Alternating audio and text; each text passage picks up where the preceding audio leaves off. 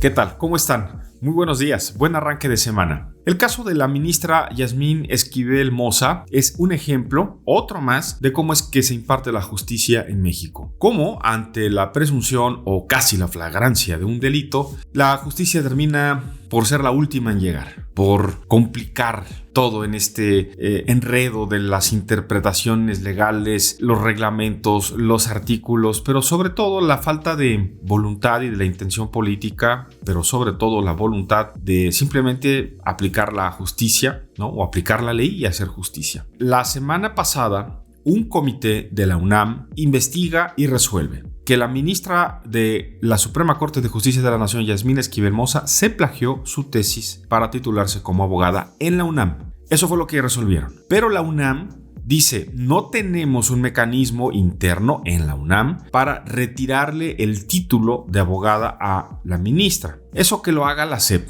Y le dice a la SEP, ahí te aviso, ahí te va la información. Ustedes decidan qué hacer con el título de la ministra. El presidente López Obrador la semana pasada da acuse de recibo de lo que manda a decir la UNAM y aprovecha el presidente para decir, evadieron su responsabilidad en la UNAM y nos lo mandan a nosotros en la SEP, lo vamos a resolver. El lunes dijo a más tardar. Este lunes, el secretario de Gobernación, Adán Augusto López Hernández, en la conferencia de prensa, habla del tema y dice, no, tampoco nosotros podemos, tampoco la SEP puede quitarle el título a la ministra, tampoco lo puede hacer la UNAM, porque en efecto no hay elementos legales para hacer tal cosa. Quitarle el título a una ministra después de haberse comprobado que se lo robó significa tanto como sentar un precedente y muy probablemente la UNAM reconocer que tiene un serio problema con la titulación por años en distintas carreras y materias. Probablemente haya por ahí muchos licenciados con cédula profesional que hicieron trampa para titularse. Personajes públicos y personajes que no lo son. Ahora bien, también se tendría que sentar un precedente, y en efecto no hay un precedente en México, de que alguien cuando se le retira el título por haber hecho trampa, pues quede en entredicho qué pasa con todo aquello que resolvió o que ejerció, siendo, por ejemplo, en un caso de un abogado, pues temas legales, ¿no? Ya algunos especialistas han analizado el caso y dicen sería un desastre que se hiciera tal cosa porque pues todos los actos jurídicos en los que intervino serían ilegales y entonces habría que revisarlos o echarlos para atrás y eso sería un verdadero enredo. Así que pues ha comenzado el asunto de quién le quita el título a la ministra a rebotar como una pelota de ping pong entre la UNAM y la SEP. Hay voces al interior de la UNAM que sugieren que la UNAM debió haberle retirado el título a la ministra y hay voces también en la UNAM que dicen que sin embargo esto podría suceder, que sí hay forma de que suceda, pero tendría que agotarse otro proceso al interior incluso de la UNAM en algo que tampoco tienen mucha costumbre de hacer porque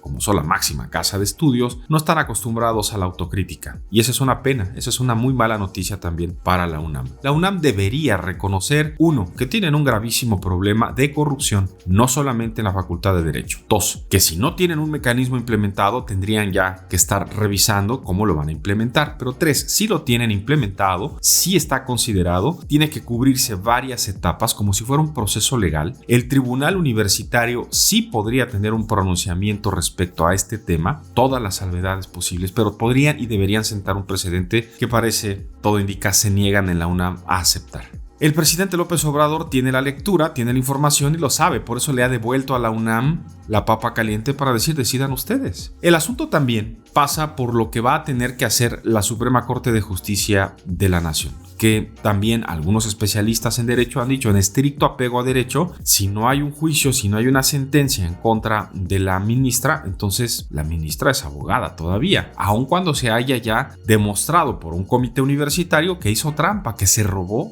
su tesis. Así pues, con todo este enredo, y créanme que es mucho más grande, la bola de estambre, les quiero compartir a ustedes esta situación que se repite en nuestro país permanentemente, en algo que muchos pensamos que a lo mejor esto iba a ser parte de las transformaciones importantes de México, que en esta idea de hacer justicia realmente se hiciera justicia. realmente se hiciera justicia, que realmente las cosas se aplicaran como se tienen que aplicar. Pero no, la verdad es que honestamente estamos muy lejos todavía de ello, estamos lejos de que la justicia llegue y la justicia sea como lo marca teóricamente debiera ser la justicia, pronta y expedita. No, la justicia en México es lenta y a veces es muy injusta. ¿A cuántos estudiantes les ha costado y les costó muchísimo hacer una tesis? ¿Cuántos dejaron las carreras truncas o las titulaciones en suspenso porque no les dio para hacer la tesis, se tuvieron que poner a trabajar o simplemente lo dejaron como un tema pendiente? ¿Y cuántos hicieron trampa? ¿Cuántos hicieron trampa? Como la ministra Yasmín Esquivel, como otros tantos, pero a ver, es ministra de la Suprema Corte de Justicia de la Nación y su trabajo es impartir justicia, su trabajo es velar porque se cumpla la Constitución, porque se cumplan las leyes. Y fue la primera que hizo trampa, violando la ley. En fin, vaya tema. Va para largo, Va para largo. Como ya lo habíamos anticipado, va a ser muy difícil, muy complicado que este asunto termine en algo ejemplar. Es decir, que se le retire el título, que la retiren como ministra de la Suprema Corte de Justicia de la Nación, que en la UNAM haya una revisión profunda, en la UNAM, en el Politécnico y en todas las instituciones educativas, que se revise todo el modelo de educación superior, titulación, cédulas, etcétera, todo. Que se revise y lo que esté ahí a medias que se corrija. Eso implica trabajo legislativo, eso implica mucha voluntad, no se tiene. Porque todo es ahora pensar en cómo se debilita al adversario, todo es pensar en las elecciones, todo es pensar en quién está con qué bando para ver a dónde jalo y dónde aprieto. Esa es la verdad. Pero bueno, lamentablemente en eso estamos, ¿no? En eso estamos en México. Que tengan buen arranque de semana. Gracias por seguirme. Ya lo saben, en Claro Directo MX analizamos estos y otros temas 2:30 de la tarde, tiempo del centro en la República Mexicana, de lunes a viernes. Gracias por seguirme. Soy Roberto Díaz Guerrero. Hasta la próxima.